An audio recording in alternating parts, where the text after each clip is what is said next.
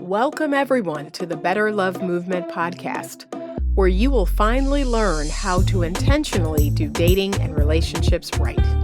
My name is Anita Stoudmire, and I am a licensed professional therapist and your personal love mentor. I've worked with thousands of singles and couples, giving them the skills needed to attract and keep the amazing love they desire. It is my heart's work to help people to get the skills needed to not only become the very best versions of themselves, but to help them grow and evolve emotionally and relationally. You can absolutely have the romantic relationship of your dreams. Come and let me show you how. Hey everybody, it's Anita, and I am back again, and this is the Better Love Movement podcast. This is episode number 165, and I don't have a title yet, but I am recording this podcast episode on New Year's Day, 2023, and so perhaps I will entitle this episode a look back and a look forward. So we're going to talk a little bit about 2022 and what that year was like for a lot of us, what was going on in the world. And we're going to make some projections and look ahead. Some things that I would like to see be different and some things I'd like to do differently. We're going to talk a little bit about the future of the Better Love Movement podcast. And this is going to be a solo episode, and me just basically sharing some of my thoughts and musings with you. And so I have taken a little bit of a break from the podcast. I haven't had an episode release in, maybe 2 months. Let me look and see. I believe it was about 2 months ago. That was the last podcast episode, and I have since been taking a break from social media. I actually deactivated my personal Instagram account in September and have not been on Facebook since then as well, and have just been taking a break from that online metaverse. Just taking a break, getting back to what's really important, what really matters. And just shifting my focus a little, living out here in the real world, interacting with people, meeting people, and just really reprioritizing and determining what's really important. Because sometimes we can live in that social media world, we can live in that metaverse, and we lose sight of what's really important. We can lose sight on what's right in front of us, because there's always something going on social media, always, 24/7. That was the thing I loved about it, but it was also the thing I hated about it, that I could not be able to sleep at night. I could get up in the middle of the night and I could go to Instagram or Facebook and I could scroll and I could watch videos, and there's always something going on. It's open 24/7. But that's kind of a bad thing too, because you have all this access to distractions all the time. And here's the other thing that was very disturbing to me about it, and still is that as a content creator, I really need to put my focus on creating and not consuming. Most of us, probably 95% of us, we live in that consumer space. We are consumers. We're buying. We are looking at things we want to buy.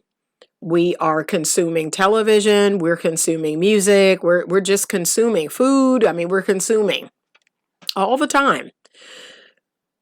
But there's a limited 5% of us that are creating everything that the 95% of us are consuming.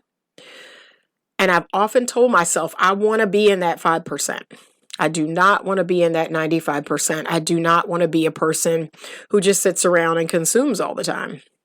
That was one of the reasons why it's been about 15 years now that I really stopped watching television like that, because I was watching other people live out their dreams. I was watching other creators creating something that other people were consuming. And I didn't want to be in that consumer percentage. I wanted to be a creator, and I still feel that way today. So I have stepped away from social media. The bad news also about social media is it can get you stuck in these mindsets, in these mind spaces that will have you believe that the things that are happening on social media, or the ways, the things that people are talking about, or the ways that people are thinking, it'll have you believe that that's how everyone thinks, that everybody out there in the world thinks like that, or everybody out there in the world believes that. And that's far from the truth. When you live out here in the real world and you talk to regular people, successful people, and they have no idea who certain people are, they have no idea about certain concepts or ideas, or, oh, who's that person? Oh, I never heard of them. That's your reality. That's that cold, cold hard reality that's a small percentage of people that know about this stuff that's going on online. Because most people, especially most successful people, again, they're too busy creating. They're not doing all of that consuming. That's why they don't know about the latest shows. That's why they don't know about the latest TikTok videos or the latest people on Instagram, because they are creating. They are producing something. And so one of the things that I've decided for this year is I am going to be one of those people. I am going to live in that 5% state. I am going to be a creator. I am going to be a producer. And I'm going to lean into that even more so. I feel like I'm there, but I'm really not leaned in. And I am going to make sure that I am out here in the 3D world, in the real world. I'm having experiences. I'm having conversations. I'm meeting people. And I am creating, I am producing, and not consuming. So a big part of that for me also means I have to cut down consuming everything, right? So it's one thing to enjoy a piece of music, or it's one thing to, watch a show with my kids or a movie with my kids, but it's another thing to become so immersed in that I stop producing or I stop creating.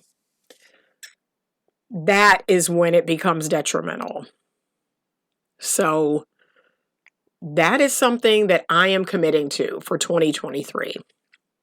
I want to produce, I want to create, and I want to see where that takes me in the world. I want to become less and less of a consumer and more of a producer or a creator. So let me know your thoughts about that. That's something that I've just been thinking about more and more. The other thing that has been very interesting this past week is I was coming to a conclusion about the podcast. I was deciding that I was going to end my podcast. And I had kind of made up my mind in the last 2 weeks that was what was going to happen. And I had talked with the last podcast guest about that, yeah, I think I'm done. The podcast is really not bearing fruit, and I think I'm done. It takes a lot of time and effort to line up guests and to interview those guests and to record the podcast and edit the podcast. It takes a lot of time, and I just didn't feel as excited about it anymore. I didn't feel like it was bearing fruit. It wasn't getting the numbers I wanted. It wasn't getting the sponsorship that I wanted. And I had kind of made up my mind. And then I got a sign. I got a sign on the 30th of December. A follower sent me an application for a podcast competition. And I just, I looked at it. And then I had another friend of mine share something with me about a viral video that I had in September. And he said, yeah, clearly you have a reach, you have influence, you're out there, people are seeing this and it's doing something for them, like something good is coming of this. And I said, okay. And he said, I don't want you to focus so much on this idea of, it financially bearing fruit. I want you to do it for the love of doing it.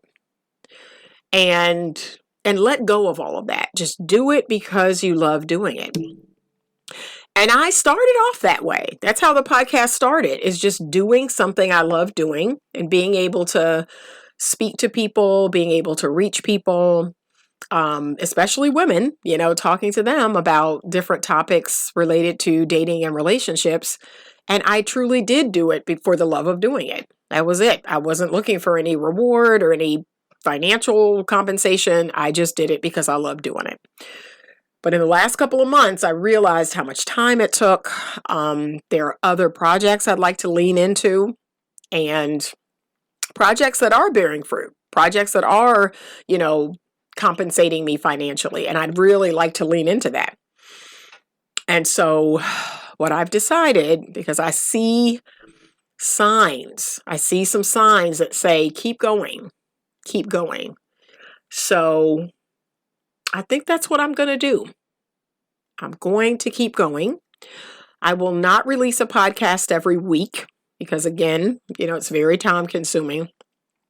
I think I will release a podcast twice a month, and I will keep going. I will keep going. I will see what happens. I would hate to stop digging 1 inch away from what could be gold, from what could be diamonds. One of the things that my grandfather always taught me was that, Anita, if you persist, you will win. And so, that's always stayed with me. There's a level of persistence that I have. That's why I reach the goals that I reach, because I continue to persist. I continue to show up. I continue to work. And I take breaks. I'm always telling people, the people in my world, they think I work, 7 days a week, 24 hours a day. No, I take plenty of breaks. There are plenty of days where I don't work, or plenty of hours in the day that I don't work. However, I know that is a big part of my success. That's a big part of what makes me feel good. That's a big part of my purpose, is I must persist. I must grow, and I must head in the direction of my goals and my dreams. It wouldn't be me if I didn't do that. So I will continue the podcast. The podcast will come out every other Monday, and I will continue to invite guests on the show. I will continue to push envelopes and have conversations about dating and relationships, especially now. We saw a very rough year, 2022. We had a lot of people that were anti-marriage. That was, in my opinion, that was the theme for 2022. People who are anti-marriage. And that drives me insane. People want to blame marriage. People want to, marriage is a problem. Marriage is work. And marriage is it doesn't work. Marriage is antiquated. It's old fashioned, and that's the problem. No, it's not. People are the problem, and people will always be the problem. Okay, so when we're talking about anything, we're talking about guns. We're talking about gun violence. We're talking about anything, mental health, anything. People are the problem. Like, understand that. Okay, people are the problem, and because we can't, this is why we love to point out these other things, because we can't control people. We can't seem to properly control people, or we can't seem to figure people out. They're like the outlier. They're the part of the equation that we just can't, we can't manage. And so we take all responsibility off of them, and we start blaming the institution of marriage. We start blaming guns. We start blaming drugs. We start blaming, name anything that we're in a war against or a fight against. But it's people. People are the problem. People will always be the problem. The fact that there are certain animals that are extinct on the earth is a people problem. The fact that, we have war is a people problem. Like, it's people. And that is why I do what I do. Because I've studied people. I've studied people's patterns. As a clinician, as a therapist, that's what I do. I study people. And I do my best to try to help people. I try to help people heal. I try to help people grow. Like, that's what I'm all about. Is figuring people out and giving them the tools and the skills that they need to be better. Because that's where the real change is when people change, when people grow, when people heal. That is when things are going to get better. So this year, we had a lot of anti-marriage. We saw, people pass away. Very unexpected. We saw people commit suicide. We calmed down on the use of the word narcissist, but, we continue to use the word gaslighting. We saw an uptick in people going to therapy because somehow, some way, people think that that's going to solve all their problems. Is just go to therapy, just go to therapy. But here's what's so interesting about that. A lot of people, a large percentage of people that go to therapy don't apply what they learn in therapy.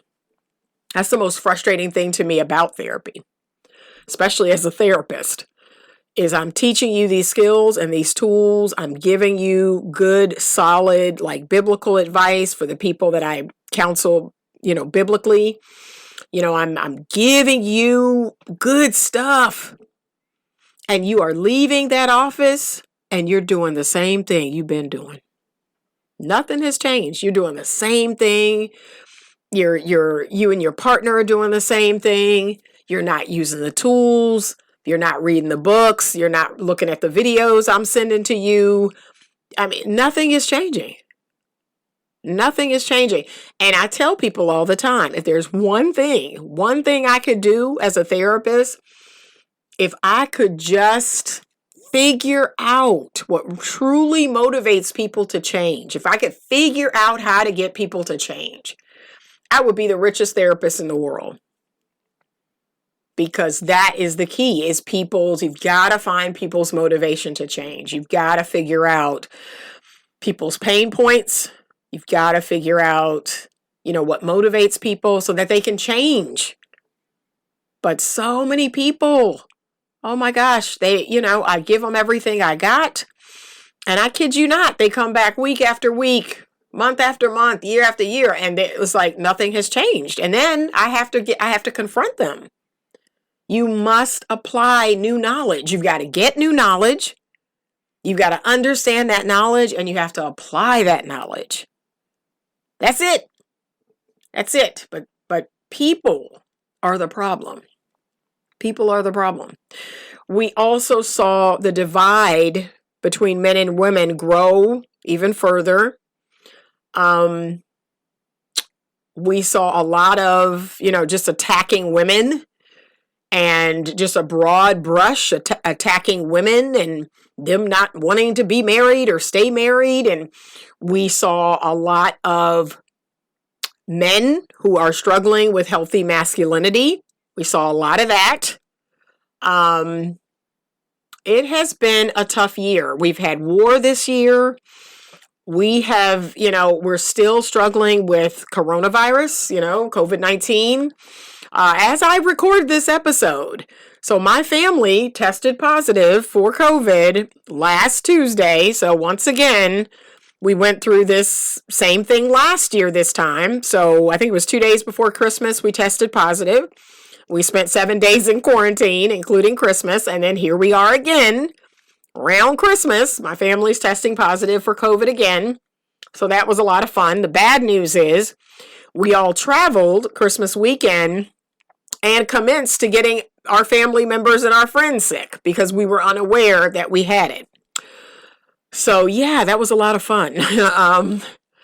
But yeah, we are still dealing with a lot of stuff. We're still dealing with a lot of stuff. And honestly, I'm just trying to figure out how I can best serve. That's what I'm doing this year. I am really sitting down and really asking myself, how can I best serve the people that I serve? How can I best serve my followers? How can I best serve my clients and just the people that I serve? How can I best do that? I had a friend talk to me today about just refocusing my platform and creating content for men. So that's something I'm considering. I am considering creating content for men because 58% of my followers over on Instagram are men. So that's a shift that I'm thinking about doing. I'm actually thinking about doing that. How can I help men? Because for the longest time, I never thought I should be a teacher of men. I have always believed, as an auntie, as a older, wiser woman, that my job is to teach the younger women. I've always believed that. However, I have a lot of men in my DM that are asking for advice, asking for direction, and asking for, they have questions. And so that's a possibility, going in that direction. But I've always seen myself as someone who wants to work with women. I have a heart for women. I believe women are powerful beyond belief, and that when they know their worth and their value, things are going to get better, especially in the space of dating and relationships. Women have to hold the line. That is what's going to shift the tide. We have to hold the line. We have to stop allowing bad behavior. We have to stop sleeping with men that aren't our husband, that aren't our boyfriend. We have to set higher standards, and we have to hold those standards. And we can't do it from a place of pain and hurt and bitterness and attitude. No. When I have to set a standard and hold a standard, I'm not mad. I'm not bitter. I'm just not doing it. Like, nope, that's not going to happen. That doesn't work for me. Yeah, I'm quite indifferent. That's where I want women to get to. They don't need to hold a standard in an angry, bitter, aggressive way. I want women to be more ambivalent and more matter of fact. These are my standards. This is what I do. This is what I don't do. That's it. That's it. And watch what happens. Really watch what happens. And in the meantime, and in between time, because it's going to take time. One of the studies that I have this year that I will be undertaking is a study on patience. I will be doing a biblical study on patience because I am impatient, and most women are. We have a very special relationship with time. And so, an hour, a minute, a day, that is a lot to us. To a man, a day is like a second to a man. They do not have the same relationship with time that we do. And yet, God has called me to be more patient. Be patient, Anita. Be in this moment. Be in this minute. Be in this hour. Be in this day. Stop running clean far ahead. Be right here. How do you feel today? How do you feel right now? So that is something that I am studying this year, that I'm going to learn, that I'm going to master, is patience. Because I know it has been the test that I have taken over and over and over, and I'm tired of taking this test over and over. I want to pass the test. I want to get an A+. So now I am sitting down in the mornings, early in the morning with a cup of tea and my Bible and my notebook, I am studying patience. I am learning to be patient. This year is dedicated to being patient and persistent and putting one foot in front of the other. That's it. Not worrying about anything else, not worrying about outcomes, releasing the expectation and being patient. So I'd be curious to know what's something you want to work on for this year. It could just be one thing. You know, I have other things, other goals, other dreams, other things that I like to be, do, and have. I'm working on that list right now. This year was the first year in a long time that I didn't get my vision board up by today, because that's always a requirement to get my vision board up by January 1. And I did not, but I continue to work on it. And let me know what you want to be working on this year, what you want to see different. What do you want to be? What do you want to do? What do you want to have? Let me know in the comments, you know, what your goals and your dreams are, your intentions, your resolutions, whatever you call them. However, some things about this year are going to be the same because I have a lot of great habits. I have a lot of good ideas. Some things about this year are going to be different, and that's okay. And, you know, I want to see us loving each other more. Another thing I know, you know, I had this word many years ago because every year I choose a word and I try to live by that word, that what that word means or signifies. But many years ago, I had the word vulnerable. And that's something that is definitely something I struggle with, is being appropriately vulnerable. That is a feminine tenet, ladies. So you got to be appropriately vulnerable, okay? And before I close this episode out, I am going to read to you the description of the modern day feminine woman, so you can get it again. I've read this before. I'm going to give it again. So if you are working on your modern day femininity, this is not a one and done. This is something that you're embodying. This is something that it's a lifestyle. You're doing this all the time, every day. I'm going to read to you the description before I close this podcast episode. But vulnerability. And here I am back again with that word. I need to be more vulnerable. I feel like, you know, I'm stretching in that area, but then I'm having people tell me that I'm not. And so I got to listen. I got to listen to them. They're saying I'm not being vulnerable. I'm not being open. I'm not expressing how I feel. I think I am. But, you know, I've got to lean into that. I've got to lean into that a little bit more and go to those places that are uncomfortable. I have to show my heart to people that are safe, people that are safe and that are appropriate to show my heart. So I want to give that to you also, is work on being appropriately vulnerable and make sure you are assessing whether a person is safe before you are vulnerable. So that's the key. All right, so I'm going to close this episode by reminding each and every lady out there about the modern day feminine woman. This is the description. Okay, come back to this if you need to, because this should be you. If you are working on being more feminine, this is the modern day feminine woman. You ready? Qualities of the modern day feminine woman.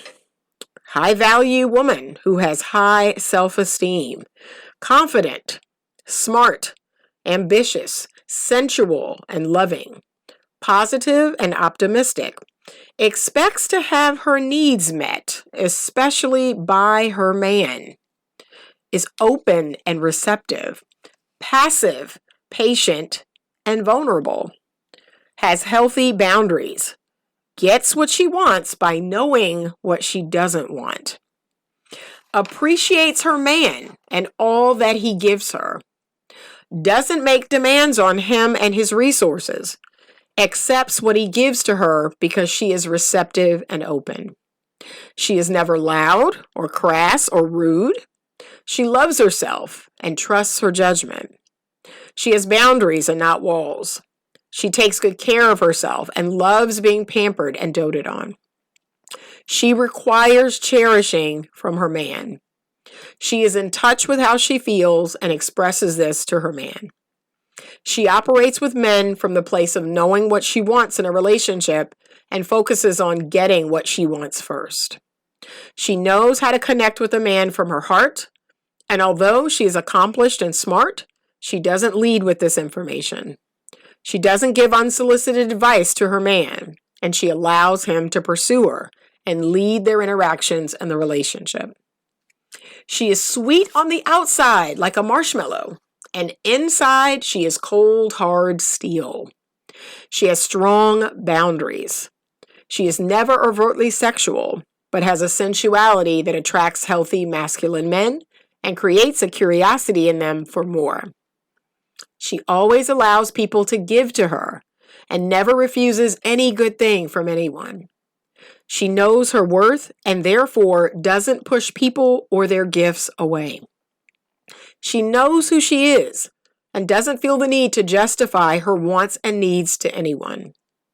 She acknowledges her desire to get married and have a family.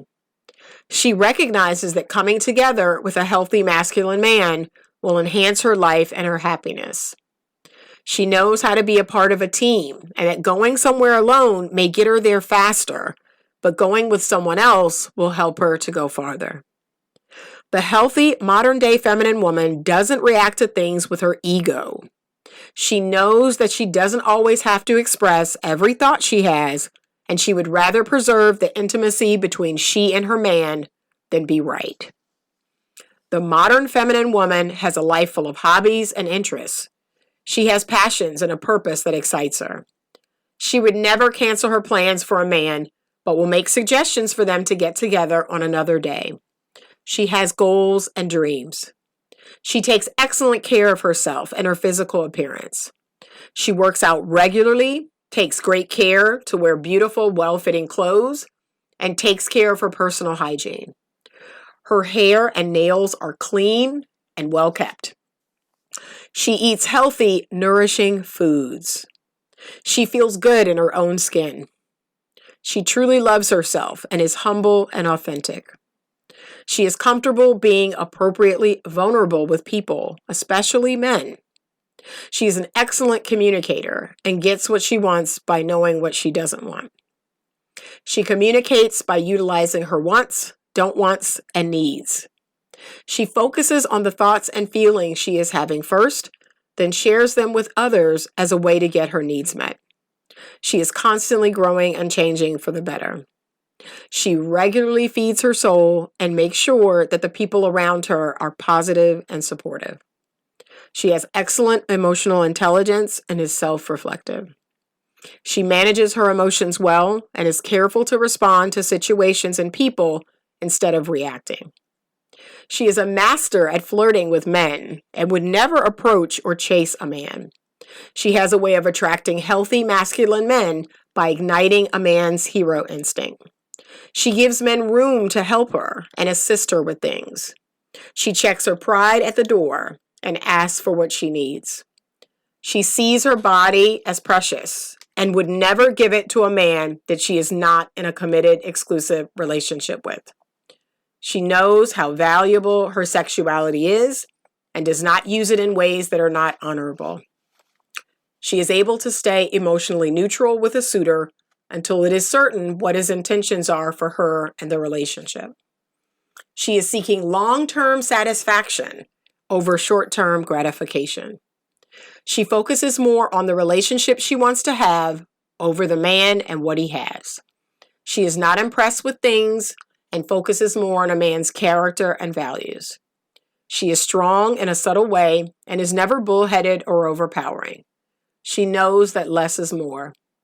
She doesn't go out of her way to chase a man and would never seek to convince a man to be with her. She doesn't ever buy into the scarcity mindset and knows that there are lots of available, healthy, masculine energy men out there for her. Her approach to dating is always a wait and see, and she has no expectations when she is interacting with men. She doesn't make up stories in her head about her dates, and she takes a more offensive approach to dating. She is comfortable in her feminine power and knows that she is the gatekeeper to all of her interactions with men. So that's something I wrote probably about 4 years ago now, because I wanted to give women a blueprint. I wanted them to have something to aspire to on their feminine journey. That is it. That is it right there. I want you to go back. I want you to listen again. I want you to find things within this description that if you're struggling in that area, if you're struggling in the area of taking care of yourself, if you're struggling in the area of vulnerability, that's always been my weakness, is, being vulnerable. If you struggle in the area of being patient, if you struggle in the area of making sure that you're not overtly sexual in your clothing, in your actions, in your words, okay, make sure you're allowing people to give and do for you, especially men. Make sure you're not chasing, but you're attracting. Make sure you're not forgetting your worth and value. Make sure you're not prioritizing one specific man over the relationship that you want to have. Those are your areas that you need to work on. Whatever those areas are, I want you to work on them. But this is what the modern day healthy feminine woman is like. I actually keep this in my office because it reminds me every day of the areas that I may fall short in that I need to work on. So I want to leave that for you on this January 1st, 2023. That is the blueprint. That is where you want to land. That's your goal, to be a healthy, modern day feminine woman. And when I say modern day, you all know how I feel about the modern day woman. So I don't use feminine in front of it when I'm talking about the modern day woman, the modern feminist woman. That's not what I'm talking about. I'm talking about in 2023. If you are embracing your femininity, this is the goal. This is the guide. Okay? So I will see you again. I did not think that I would. I thought this would be the last podcast episode, but you know what? I believe I have received a sign to keep going, and to keep growing. With the emails that I receive, with the DMs that I receive, with the comments, all of the ways that people reach out to me and they thank me and they leave me their thoughts and their comments. I've been taking those things for granted. And the reality is, if this helps one person to grow, if this saves one person's dating or relationship life, it is worth it. It is worth it. And y'all already know, this is what God put in me. This is what is put in me that's got to come out of me. So yes, I've got to do this. I've got to keep going. And that's what I'm going to do. I'm going to keep going. I thank every one of you who has ever listened to the podcast. I thank you for your support. I thank you for the encouragement that you've given me. And we're going to keep doing this. I'm going to keep going. I'm going to keep going. But thank you for being on this ride with me. And you can listen to the podcast in all of the usual places. You can go to the website. The website is being redone and revamped because the website got hijacked maybe about a month ago, and we are trying to get it back up and running.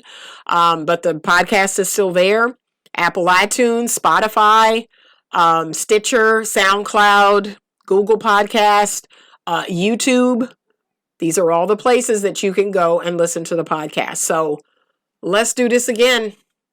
Please, please, please, in these comments, leave me your thoughts and your ideas. What are your questions? What are your topics? What are your ideas that you'd like to have me speak on for 2023? I would love to hear that. I'm also going to do a poll over on Instagram because I would love to get people's thoughts and feedback about where to go with the podcast in 2023. But thank you so much for hanging in there with me. Thank you so much for the listens. Thank you so much for the comments. I really, really appreciate you all.